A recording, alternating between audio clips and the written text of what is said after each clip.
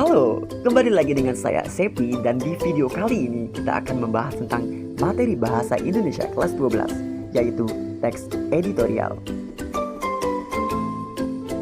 Sebelumnya kalian pernah nggak sih nemu sebuah teks di koran yang biasanya berjudul isu terkini dan judulnya itu menarik dan isinya itu argumen buat menanggapi isu tersebut? Kalau pernah, ya itulah yang dinamakan teks editorial.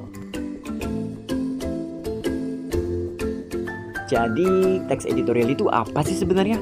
Oke, teks editorial merupakan teks yang berisi pendapat pribadi dari redaksi terhadap suatu isu atau masalah aktual. Isu bisa meliputi masalah politik, sosial, ekonomi, pendidikan, dan lain sebagainya. Meskipun sama-sama mengandung pendapat, teks editorial berbeda loh dengan teks opini. Apa sih bedanya? Oke, jadi teks editorial berisi pendapat dari redaksi, sedangkan teks opini biasa hanya berisi pendapat dari penulis asli tersebut. Lantas, apakah teks editorial sama dengan teks berita karena sama-sama dimuat di dalam koran? Jawabannya tentu saja berbeda.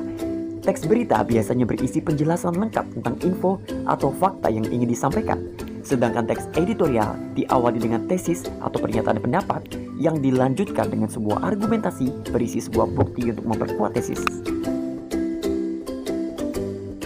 Gampangnya, teks berita menyajikan informasi murni atau asli mengenai suatu kejadian. Fungsinya memberikan informasi berita kepada masyarakat.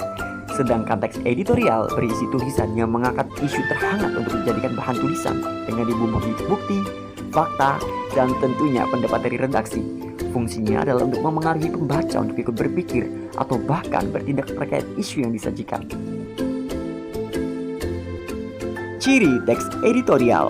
Yang pertama yakni ada aktual dan faktual. Aktual berarti teks harus mengangkat informasi yang tengah hangat diperbincangkan di masyarakat.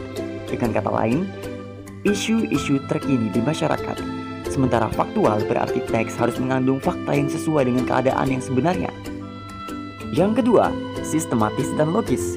Sistematis berarti teks harus disusun sesuai strukturnya, dan logis berarti teks harus masuk akal dan tidak imajinatif. Yang ketiga, teks bersifat argumentatif.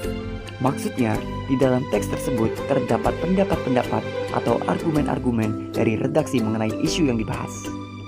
Dan yang terakhir, teks bersifat analisis.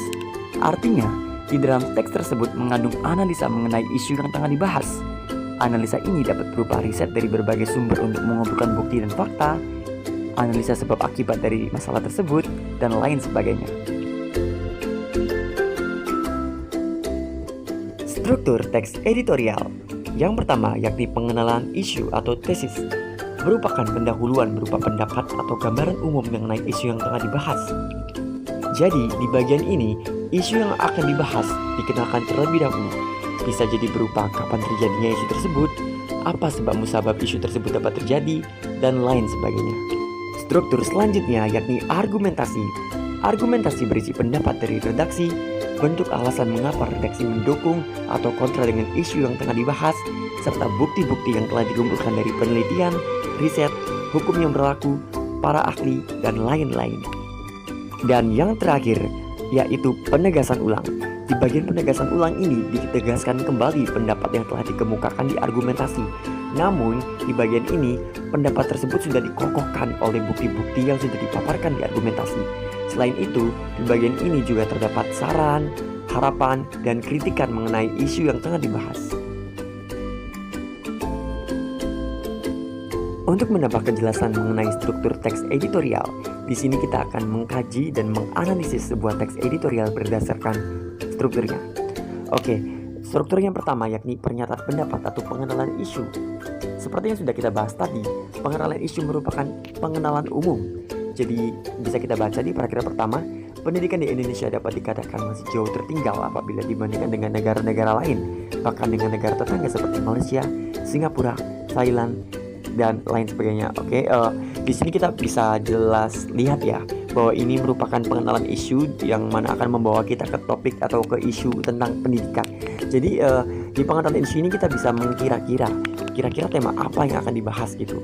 Nah, di bagian ini juga terdapat pendapat atau terdapat pernyataan pendapat namun tidak begitu intens karena belum dikokohkan oleh bukti. Berbeda dengan di bagian argumentasi.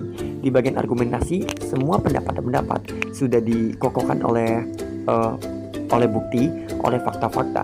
Nah, bisa kita lihat di paragraf pertama ini, bahkan dapat dikatakan mengalami kemunduran. Hal tersebut sebenarnya disebabkan oleh beberapa faktor, di antaranya persoalan kesejahteraan pengajar, fasilitas, anggapan masyarakat akan pendidikan itu sendiri. Nah, itu faktor itu menurut saya itu sudah kebagian bukti ya, karena si redaksi ini ingin memberikan bukti bahwa faktor penunjang ketidakberhasilan pendidikan itu ini loh gitu. Nah, kemudian ini di paragraf kedua, seperti yang kita ketahui bersama, pemerintah sejauh ini telah mengalokasikan APBD sebesar 20%. Nah, tentunya redaksi mengambil petikan ini itu dari sebuah sumber ya. Jadi ini bisa dikatakan sebagai bukti juga. Nah, kita bisa baca lagi ini di bagian.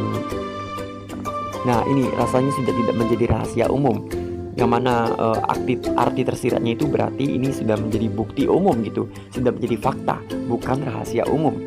Nah, kemudian di bagian pernyataan pendapat, ini kita bisa katakan mungkin seperti kesimpulan ya, atau inti dari editorial itu apa gitu intinya.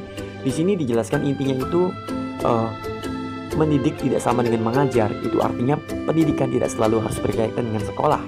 Nah, itu dia.